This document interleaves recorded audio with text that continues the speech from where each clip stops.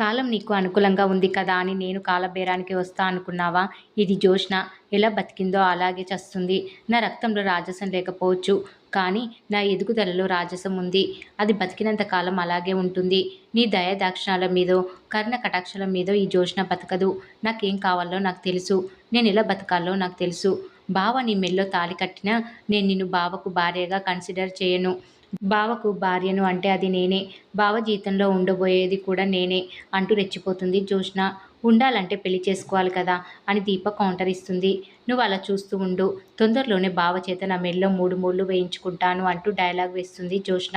జోష్న అనవసరంగా రెచ్చిపోయి నోటికొచ్చినట్లు మాట్లాడకు అని అంటుంది దీప. నోటికొచ్చింది కాదు, జరగబోయేదే చెప్తున్నాను. నేను నా బావతో 3 ముళ్ళు వేయించుకుంటాను. బావ చేత నా మెడలో తాళి కట్టించుకోకపోతే నా పేరు జోష్నే కాదు అంటుంది జోష్న. దీంతో దీప, కార్తీక్ షాక్ అయి అలా చూస్తూ ఉంటారు. ఓడిపోతాననే భయంతో మాట్లాడుతుంది. పట్టించుకోకు దీప అంటాడు కార్తీక్. ఎవరిది భయం? అయినా నేనెందుకు భయపడాలి? ఓకే, నేను సుమిత్ర కూతుర్ని కాదు. అయితే భయపడాలా? చెప్పు దీప, భయపడాలా? నా దగ్గర ఏమీ లేదు అనుకుంటేనే భయపడాలి. మీ నాన్న నా దగ్గర ఉన్నాడు. మీ తాత నా దగ్గర ఉన్నాడు. మీ అమ్మ నా దగ్గర ఉంది. నీ కుటుంబం, నీ ప్రతిష్ట అన్నీ నా దగ్గర ఉన్నాయి. నీ దగ్గర ఏమున్నాయే అనాథ అంటూ రెచ్చిపోతుంది జోష్న. జోష్న దీపను అనాథ అనగానే దీప కోపంతో రగిలిపోతూ కార్తీక్ వైపు నడుస్తూ ఉంటుంది దీప. బావ ఉన్నాడు అంటూ కార్తీక్ చేయి పట్టుకుంటుంది దీప. జోష్న షాక్ అవుతుంది. ఎవరి కోసమైతే నువ్వు బతుకుతున్నాను అంటున్నావో ఆ మనిషి నా దగ్గర ఉన్నాడు. నాకు సొంతమై ఉన్నాడు. నాతో ఉన్నాడు. నాతో బతుకుతున్నాడు. నా కడుపులో ప్రతిరూపంలో వెలుగుతున్నాడు. నా పాపెట్లో సింధూరమై మెరుస్తున్నాడు. నా మెల్లో మంగళసూత్రంలా నా గుండెల్ని అంటిపెట్టుకొని ఉన్నాడు. ఇప్పుడు చెప్పు, ఎవరు నిజమైన అనాథ అంటూ ప్రశ్నిస్తుంది దీప. దీప అలా అనగానే జోష్న రగిలిపోతూ, మై డియర్ దీప, నిజమే ఒప్పుకోవాలే. నువ్వు కొట్టావు చూడు, దీనికంటే గట్టిగా మండుతుంది ఈ మాట. ఒక పని చేద్దాం. మనిద్దరం ఒక ఒప్పందానికి వద్దాం. Exchange offer. నా దగ్గర ఉన్నది నీకు ఇస్తాను. నీ దగ్గర ఉన్నది నాకు ఇవ్వు అంటుంది జోష్న. ఏమిస్తావు అని దీప అడగటంతో, నువ్వే అసలైన వారసురాలివని చెప్తాను. మా మమ్మీని, డాడీని, మా తాతను, ఆస్తిని అన్నిటినీ నీకే ఇస్తాను. నువ్వు బావకు నాకు పెళ్లి చెయ్యి. దీప, ఇవన్నీ తీసుకో. నాకేం వద్దు, నాకేం వద్దు. బావ ఉంటే చాలు అంటూ ఎమోషనల్ అవుతూ చెప్తూ ఉంటుంది జోష్న దీపతో. జోష్న అలా అనగానే కార్తీక్ జోష్నతో, ఇవ్వడానికి నువ్వెవరు చిన్న మరదలా? ఇక్కడ నీకంటూ సొంతమని చెప్పుకోవడానికి నీ పేరు ఒక్కటే. అది మాత్రమే నీతో వచ్చేది. అది మాత్రమే నీకు మిగిలేది. అన్నీ దీపనే అని అంటాడు కార్తీక్. బావా, నేను ఆఫర్ పెట్టింది దీపకు, నీకు కాదు. చెప్పు దీప, ఈ ఆఫర్ నీకు నచ్చిందా? కావాలంటే బావకు, నాకు పుట్టబోయే బిడ్డకు నీ పేరే పెట్టుకుంటాను. నువ్వు నీ పేరెంట్స్తో, నీ పిల్లలతో హాయిగా బతుకు. నేను బావ ఎక్కడికైనా దూరంగా వెళ్ళి హాయిగా బతుకుతాము. ఏమంటావు దీప అని ఆవేదనగా అడుగుతుంది జోష్న. బుర్ర ఉన్న ఏ ఆడది తన భర్తను వదులుకోదు అని అంటుంది దీప. అయితే ఫ్యామిలీని వదులుకుంటావా అని తిరిగి ప్రశ్నిస్తుంది జోష్న. వదులుకునే పరిస్థితి నీకు వస్తుంది అని అంటుంది దీప. దీప తగ్గకపోవడంతో జోష్న ఆవేశంగా, దీప, నేను కూతుర్ని కాదని తెలిస్తే నీ కన్న తల్లి చచ్చిపోతుంది. తెలియని వయసులో ఒక తల్లిని చంపుకున్నావు. అదే కుబేర భార్య అంబుజవల్లిని. ఇప్పుడు తెలిసిన వయసులో కన్న తల్లిని చంపుకోకు అంటూ బెదిరిస్తున్నట్లుగా మాట్లాడుతుంది జోష్న. ఇక వెంటనే కార్తీక్ జోష్నతో, అత్తని ఎలా కాపాడుకోవాలో నాకు తెలుసు అని అంటాడు. ట్రై చేయి బావా. నేనే పోతాననుకుంటే ఎవరిని ఉండనివ్వను అంటుంది జోష్న. నేను తలుచుకుంటే ఈరోజే నిన్ను రోడ్డు మీదకు తీసుకురాగలను అంటాడు కార్తీక్. తలుచుకో, ఏం చేస్తావో చేసుకో. ఏం చేసినా దీప వాళ్ళ అమ్మ బతకదు అని జోష్న అనడంతో దీప, కార్తీక్ షాక్ అయి అలా చూస్తూ ఉంటారు.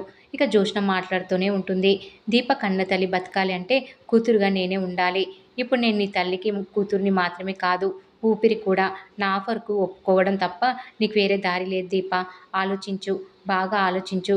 భర్త సలహా తీసుకో. నా ఫోను 24 గంటలు ఆన్లోనే ఉంటుంది. ఫోన్ చేసి ఎస్ అని చెప్పు.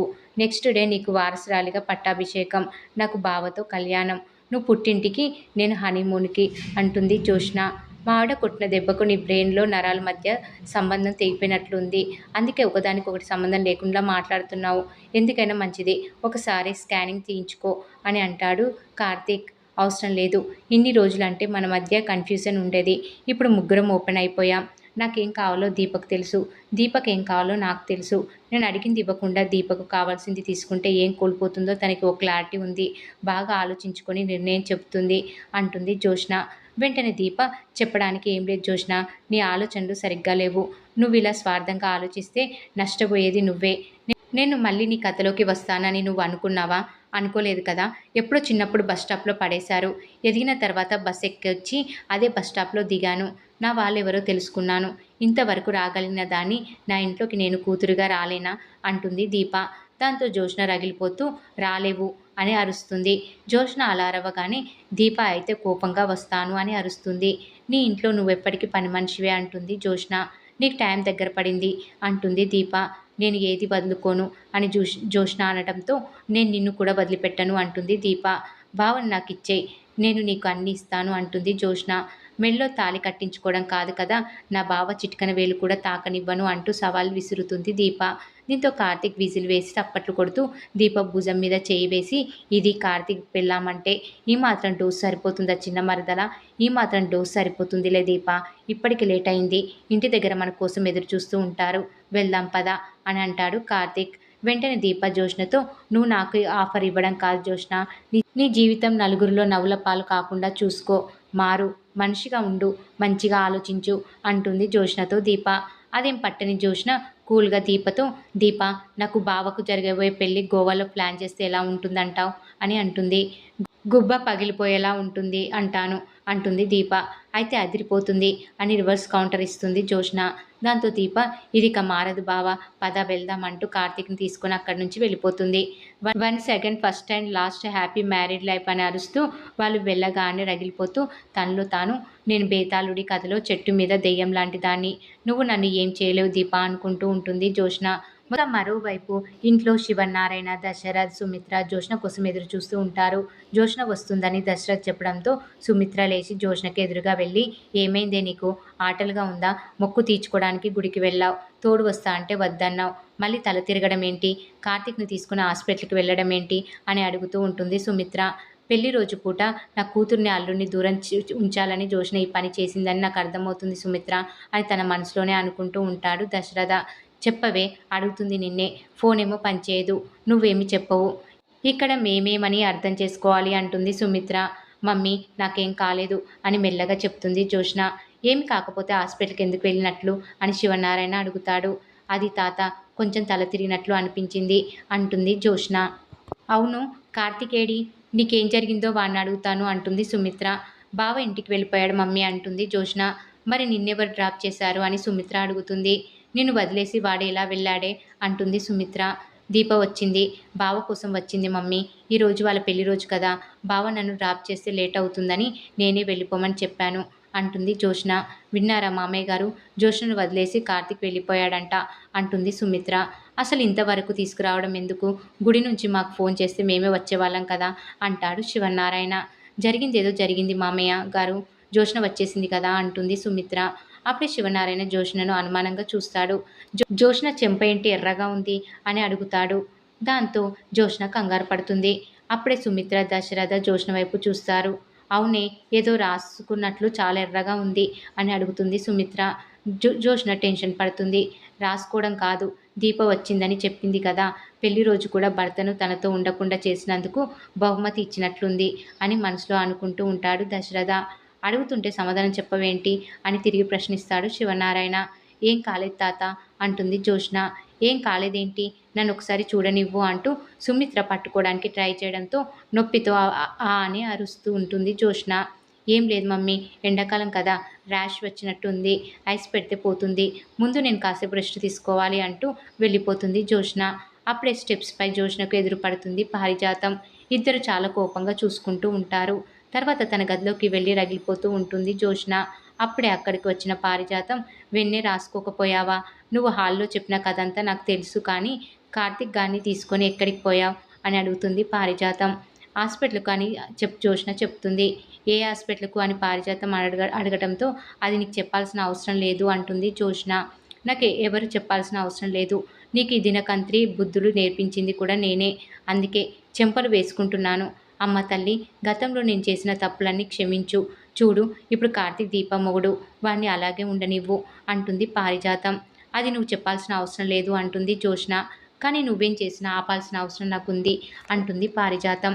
ఆ దీప నీకేమవుతుందని అంత తాపత్రయపడుతున్నావని కోపడుతుంది జ్యోత్స్న. దీపకు నేను శ్రేయాభిలాషిని అంటుంది పారిజాతం.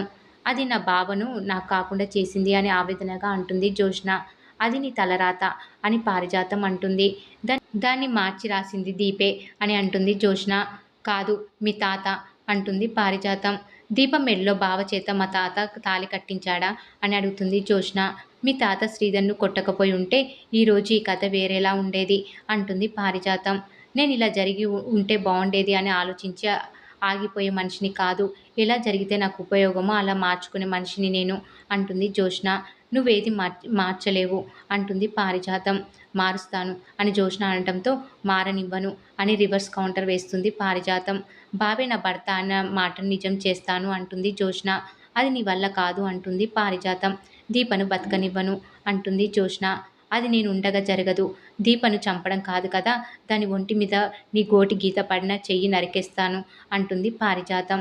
దాంతో ఒక్కసారిగా షాక్ అయిపోతుంది జ్యోత్స్న. పెద్ద పెద్ద ఆలయాల్లో గర్భగుడి ముందు గాలి గోపురం కడతారు. ఎందుకో తెలుసా? ఇక్కడ ఒక గుడి ఉందని దూరంగా ఉండేవాడికి కూడా తెలియడానికి. దీప గర్భగుడి అయితే నేను దాని గాలి గోపురాన్ని. దీపని ఏదైనా చేయాలంటే ఈ గాలి గోపురాన్ని దాటాలి. అంత దమ్ముందా నీకు అంటుంది పారిజాతం. రెచ్చగొడుతున్నావు గ్రాని అంటుంది జ్యోత్స్న. గద్దెను చూసి పిచ్చుక కూడా అంత ఎత్తులో ఎగరాలని ఆశపడొచ్చు. కానీ దాని రెక్కలకు అంత ఎత్తులో ఎగిరే దమ్ము ఉండాలి. ఆశకు అర్హత ఉండాలి అని పారిజాతం అంటుంది. నాకు మించిన అర్హత దీపకు ఉందని అనుకుంటున్నావా అని ప్రశ్నిస్తుంది జ్యోత్స్న. అనుకోవడం కాదు, అర్హత ఉంది. కార్తీక్ పక్కన భార్యగా నిలబడే అర్హత దీపక్ మాత్రమే ఉంది అంటుంది పారిజాతం. ఆ ప్లేస్ త్వరలోనే మారుతుంది అని జ్యోత్స్న అనడంతో దీప జోలికొస్తే నువ్వు సుమిత్ర కూతురు అని కూడా చూడను అంటూ సవాల్ విసురుతుంది పారిజాతం. ఏం చేసుకుంటావో చేసుకో అంటుంది జ్యోత్స్న. నువ్వు మాత్రం ఏం చేయలేవు. ఇది బుక్లో రాసుకో. ఇప్పుడు నా ట్రెండ్ నడుస్తుంది. నేను బ్రేకు లేని ఎక్స్ప్రెస్ లాంటి దాన్ని. అడ్డుకోవద్దు. గుద్దుకుంటూ పోతాను. గోడలు బద్దలు కొట్టుకుంటూ పోతాను. అది నువ్వు తట్టుకోలేవు. అర్థమైందా అంటూ అక్కడి నుంచి వెళ్ళిపోతుంది పారిజాతం. పారు అలా వెళ్ళగానే జ్యోత్స్న రగిలిపోతూ తల పట్టుకొని ఊగిపోతూ హా అని అరుస్తూనే అసలు నీకే మందు పెట్టారు గ్రాని? చూస్తుంటే నువ్వుండగా దీపం మీద ఈగ కూడా వాళ్ళనిచ్చేలా లేవు. సాయిరాం, దీప కంటే ముందు ఈ గ్రానిని ఏదో ఒకటి చేయాలి. దీప, ఈ చెంప దెబ్బను మర్చిపోను. ఇంతకు మించిన అవమానం ఎలా చేయాలో నాకు తెలుసు అంటూ తనలో తానే రగిలిపోతూ ఉంటుంది జ్యోత్స్న. మొత్తానికి జ్యోత్స్న కోపం దీప కంటే ముందు పారిజాతం వైపు మళ్ళింది. చూడాలి పారిజాతం అడ్డు తొలగించుకోవడానికి ఎలాంటి ఎత్తులు వేస్తుందో.